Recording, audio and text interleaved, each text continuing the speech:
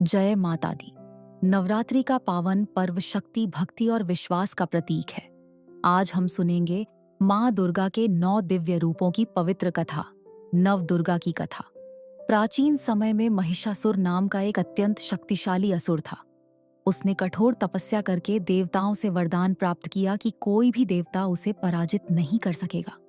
वरदान पाकर वह अहंकारी हो गया और स्वर्ग लोक पर आक्रमण कर दिया। देवता भयभीत होकर ब्रह्मा, विष्णु और महेश के पास पहुंचे। तब तीनों देवों के तेज से एक दिव्य प्रकाश प्रकट हुआ। उस प्रकाश से एक अद्भुत, तेजस्वी, दिव्य नारी स्वरूप प्रकट हुआ मां दुर्गा। सभी देवताओं ने अपनी अपनी शक्तियां और अस्त्र शस्त्र मां को अर्पित की। प्रथम दिन मां शैलपुत्री के रूप में प्रकट हुई। वे पर्वतराज हिमालय की पुत्री हैं। उन्होंने भक्तों को स्थिरता और शक्ति का आशीर्वाद दिया। द्वितीय दिन मां ब्रह्मचारिणी के रूप में तप और त्याग का संदेश देती है। उनका जीवन साधना और संयम का प्रतीक है। तृतीय दिन मां चंद्रघंटा के रूप में प्रकट होती हैं। उनके मस्तक पर अर्धचंद्र सुशोभित है और वे दुष्टों का संहार करती।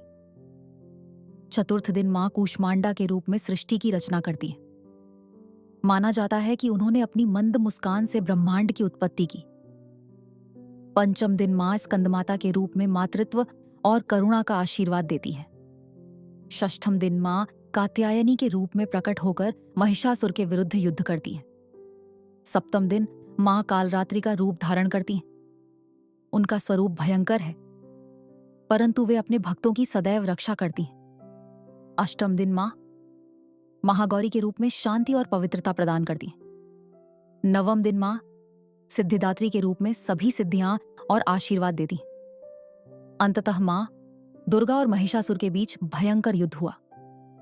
कई दिनों तक युद्ध चलता रहा। अंत में मां ने अपने त्रिशूल से महिषासुर का वध कर दिया और संसार को उसके अत्याचारों से मुक्त कराया।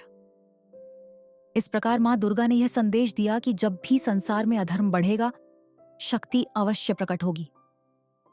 नवरात्रि के ये 9 दिन हमें सिखाते हैं कि यदि हमारे भीतर श्रद्धा और साहस है तो हम हर कठिनाई पर विजय पा सकते हैं। मां दुर्गा की कृपा हम सब पर बनी रहे। जय माता दी, जय माता दी।